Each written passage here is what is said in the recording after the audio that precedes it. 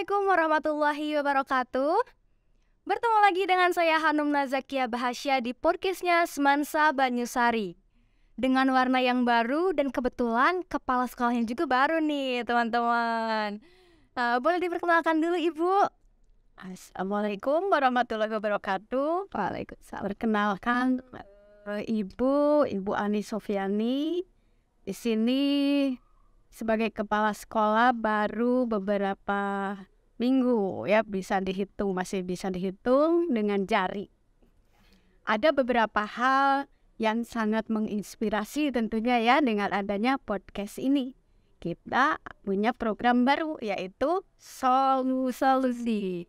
Itu sekolah untuk inspirasi.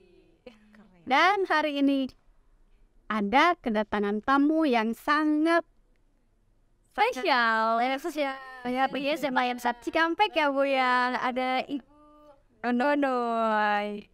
Silakan diperkenalkan dulu Ibu. Assalamualaikum warahmatullahi wabarakatuh. Selamat pagi warga Banyusari dan sekitarnya. Alhamdulillah hari ini saya diundang untuk bisa berbagi ngobrol santai dengan kepala sekolah dan tim kreatif dari SMA Banyusari. Saya Nunay Nurrohma dari pengajar, Bu Hanim pengajar di SMA Negeri 1 Cikampek. Temanya sekarang berbagi tentang apa ya, Bu Hanim? Kebetulan Bu Nunay ini guru penggerak literasi ya Bu ya? Iya, insya Allah. Jadi sekarang kita mau ngobrol-ngobrol santai Bu tentang literasi di sekolah itu seperti apa. Nah, kan kebanyakan di sini belum pada tahu ya Bu, literasi itu apa sih? Kebanyakan siswa tuh tahu literasi itu hanya sekedar membaca saja. Nah, boleh Ibu jelaskan lebih detail mungkin literasi itu apa sih gitu? Literasi itu adalah kemampuan seseorang, kemampuan dan keterampilan seseorang dalam hal membaca, menulis, berhitung, kemudian berbicara. Nah, itu jadi bukan cuma membaca, jadi ada keterampilannya banyak. Literasi dasar itu ada 6 Bu Hanum. Apa aja tuh Bu? Literasi numerasi itu, kemudian membaca dan menulis, literasi sains, literasi digital, literasi finansial atau keuangan, dan literasi budaya dan kewarganegaraan. Itu tuh literasi dasarnya. Literasi dasar ya Bu. Masih banyak ya terakhir. Ini Bu bener banyak banget ternyata, bukan hanya sekedar membaca saja. Betul. Untuk teman-teman gitu. Nah, untuk tujuan sendiri literasi itu di sekolah apa Bu? Di sekolah tujuan literasi yang jelas itu bisa mencerdaskan, meningkatkan kecerdasan ya. Dengan membaca itu bisa meningkatkan kecerdasan siswa. Bukan siswa saja sih, semua orang yang membaca itu pasti kecerdasannya bertambah ya, karena ketika kita membaca kan kita memasukkan informasi baru ya ke memori kita. Nah di situ sinyal-sinyal listrik di dalam otak kita itu kan saling nyambung gitu ya. Nah di situ jadi kalau dilihat itu cemerlang tuh, jadi sinyal-sinyal yang ada di sel otak itu cemerlang. Itu untuk meningkatkan kecerdasan, kemudian untuk meningkatkan kreativitas dan inovasi, dan tentunya itu untuk meningkatkan kesejahteraan juga. Mungkin untuk menambah kosakata juga ya Bu ya, bisa ya. Iya, jadi sering kita membaca, kosakata kita semakin banyak. Iya. Modal membaca itu adalah modal seseorang mau menulis, mau berbicara, kan modalnya kosakata. Dari mana untuk kita dapatkan kosakata? Dari membaca. Sehingga orang yang biasanya membaca kalau disuruh berbicara itu suka nggak bisa di stop gitu. Iya banget. Harus banyak sambil selalu banyak ide yang gitu. Ya itu dari membaca gitu. Jadi tidak kehabisan bahan untuk diomongkan gitu, karena memang banyak bekalnya gitu. Jadi baca itu aja, modal menulis juga baca. Nah Bu, kalau untuk di sekolah itu literasi apakah membacanya harus lewat buku selalu atau gimana Bu? Nah sekarang kan abad 21 ya. Bagaimana anak-anak supaya termotivasi untuk membaca. Kita tidak bisa membatasi anak ya. Harus membacanya harus bawa buku gitu. Memang bagusnya supaya tidak banyak gangguan. Kalau pakai HP ya digital kan pasti banyak gangguan ya, belum ada iklan, Notif ya Bu? Dan ya, WhatsApp.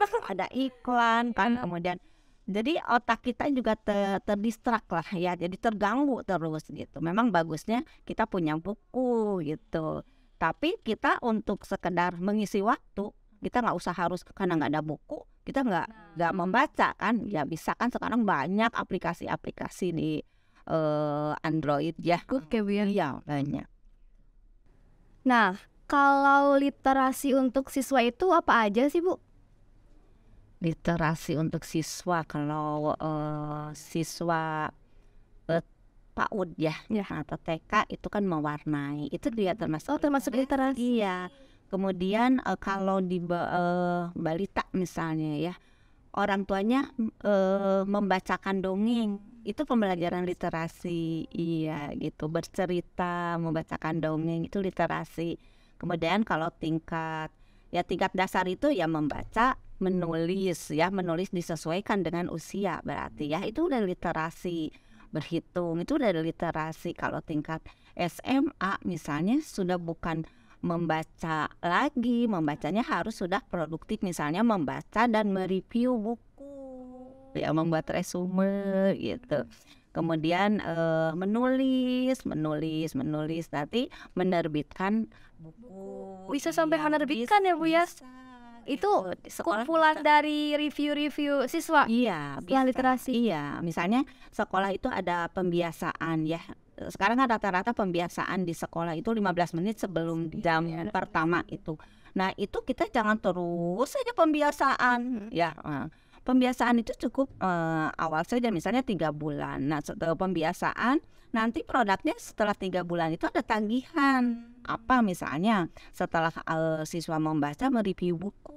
Nah, setelah mereview buku nanti ada pembiasaan lagi sambil menulis. Misalnya menulis pantun, menulis puisi, dikumpulkan tuh. Jadi jangan kalau dulu di SMA 1 Cikampek saya bekerja sama dengan guru bahasa Indonesia. Iya, dikumpulkan ke guru bahasa Indonesia supaya anak memang tertantang ya. Biasanya anak kalau berhubungan dengan nilai, biasanya anak suka semangat ya, gitu. Nah itu iya, itu dikumpulkan ke guru bahasa Indonesia dan dijadikan nilai. Nah itu sebenarnya kumpulan karya siswa itu nanti kita kumpulkan nanti akhir tahun itu bisa dibukukan, bisa kita menerbitkan buku antologi puisi siswa, misalnya antologi. Bisa coba ya Bu ya? Bisa. Nanti misalnya kalau saya dulu gini, kelas 10 itu diwajibkan literasinya biografi pahlawan nasional, sekalian untuk menumbuhkan nilai-nilai kebangsaan ya, nasionalisme. Nah di situ kan nanti anak tuh membuat review, kemudian disetorkan itu ke guru bahasa Indonesia. Nah itu nanti dikumpulkan, itu bisa dijadikan buku. Nah kan judulnya antologi hasil review siswa biografi pahlawan nasional. Itu nanti kelas 11 beda lagi temanya, misalnya aku dan lingkunganku gitu. Misalnya dia membaca bagaimana mengurangi jejak karbon, misalnya seperti ada di P5 gitu. Kelas 3 misalnya beda lagi temanya, misalnya aku dan masa depanku. Nah itu jadi setiap pembiasaan itu jangan terus aja pembiasaan, tapi ada produknya, ada hasilnya gitu kan. Itu bisa produktif gitu. Jadi nggak bosan juga ya Bu? Iya, nggak bosan juga kan. Sekarang kan pembiasaan anak-anak tuh malah ada yang pembiasaan, ada yang mengerjakan PR, main HP, ada yang sarapan gitu. gitu, karena ada tagihannya, nggak tertantang. Mungkin dibimbing juga ya Bu sama Iya, pasti dibimbing, harus dibimbing sama guru jam pertama itu harus ada di situ. Ya kita juga ikut membaca gitu, atau menulis lah. Berarti literasi itu benar-benar penting banget ya Bu ya kalau untuk siswa di Iya sekolah. penting, apalagi sekarang kan abad 21 ya, kompetensi siswa itu dituntut harus 4C. Apa tuh? 4C itu critical thinking, jadi berpikir kritis. Kritis ya. Iya, communication, komunikasi. Nah, dengan banyak membaca pasti kita banyak bisa komunikasi ya. Kolaborasi, dan creativity and innovation, kreativitas dan inovasi. Jadi dengan banyak membaca itu nanti gini, anak mau kritis bagaimana kalau anak tuh nggak ada bahan untuk ditanyakan, untuk diperdebatkan. Kan nah itu biasanya orang yang kritis itu memang, Bu, kok aku baca di sini kok ini, tapi nah itu kan kritis tuh kan, dia compare, membandingkan gitu, karena kan modalnya membaca, memang harus membaca dulu. Makanya ada ya Rasulullah itu ya, wahyu pertamanya itu Iqra ya, itu kan Iqra, Bacalah ya. gitu. Kemudian communication, nah modal komunikasi. Nah sekarang kan banyak pelatihan public speaking, itu kan udah ada literasi. Kita mau menyampaikan sesuatu kepada publik, kita tidak ada bahan untuk disampaikan, gitu ya. Kemudian kolaborasi yang tentu ya. Jadi pemikiran seseorang itu tidak lebih baik dengan pemikiran tim. Nah itu jadi si A dia punya kelebihan ini, si B punya kelebihan ini dari hasil literasinya. Nah di situ dikolaborasikan, itu akan menjadi karya yang bagus, karya yang menarik. Kemudian creativity and innovation, kreativitas. Nah kita dengan membaca nanti akan terbuka dengan sendirinya. Oh iya ya, ini bisa jadi begini. Oh iya ya, ini ya seperti Kritis ya Bu ya, pikiran. jadi lebih kreatif lah. Jadi oh iya.